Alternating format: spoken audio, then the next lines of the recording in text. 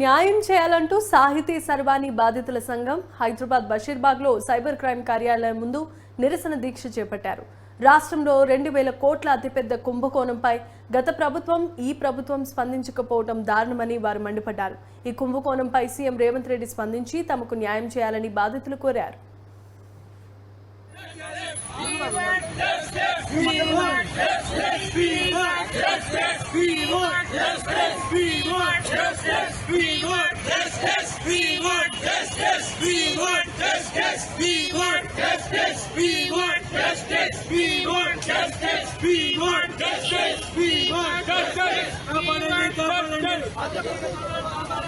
కాపాడండి కాపాడండి కాపాడండి కాపాడండి కాపాడండి కాపాడండి కాపాడండి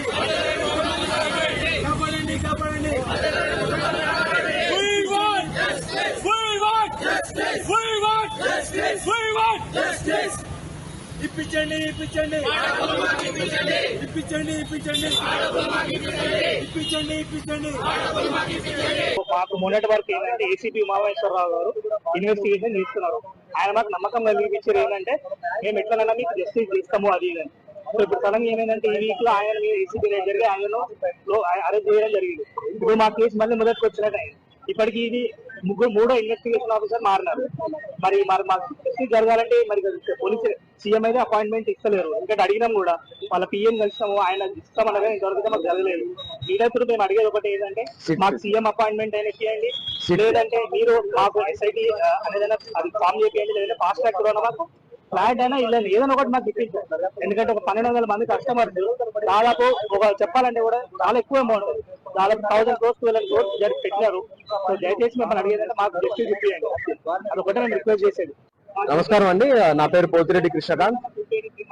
ఈ రోజు మనం చూస్తున్నాం ఇక్కడ ఇది సాహితీ శర్వాణి ఇలైట్ బాధితుల తరఫున అడ్వకేట్ ని నేను. సో ఇవాళ ఏంటంటే మేము డీసీపీ గారిని బాధితులు కలవడానికి వచ్చారు. ఎందుకంటే ఆల్రెడీ మీరు చూశారు గత వారం రోజులుగా ఈ సాహితీ శర్వాణి కేసులో ఎవరైతే ఇన్వెస్టిగేషన్ ఆఫీసర్ ఉన్నారో ఉమామహేశ్వరరావు గారు, వారి మీద ఈ ఏసీబీ దాడులు ప్లస్ ఏవైతే బ్రైబరీ ఛార్జెస్ పడ్డాయో, సో దాని వలన అసలైన ఈ సాహితీ శర్వాణి కేసు ఇలైట్ కేసు ఏదైతే ఉందో అది మరుగున పడింది అన్న బాధితులు ఇవాళ రోజు వ్యక్తపరుస్తున్నారు. సో దాని గురించి ఇవాళ రోజు వీళ్ళు డీసీపీ గారు స్నేహారెడ్డి గారిని కలవడానికి వచ్చారు. వాళ్ళ కేసు స్టేటస్ ఏంటి, అసలు ఆ కేసు ఎంతవరకు ముందుకు వెళ్ళింది, దాని గురించి కనుక్కోవడానికి ఆ బాధితుల బాధను మనం చూస్తున్నాం ఇవాళ.